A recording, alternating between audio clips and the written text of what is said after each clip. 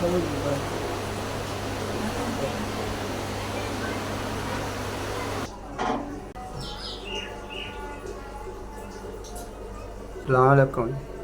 बच्चा है, मैं गरीब बंदा, मेहनत मजदूरी करना माड़ी मोटी।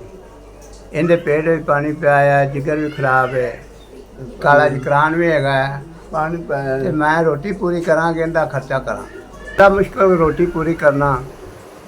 कान कराया था जी, आ 4 कुड़ियाँ एक मुंडा है, ये जी कमला है।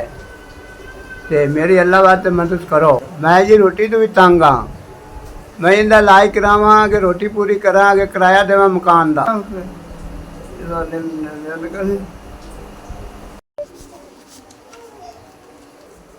5000।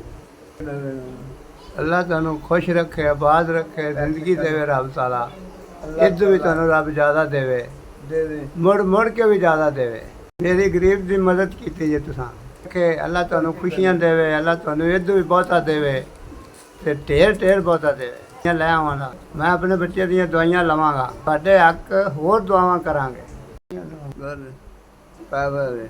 देवे अल्लाह दोवे परावे।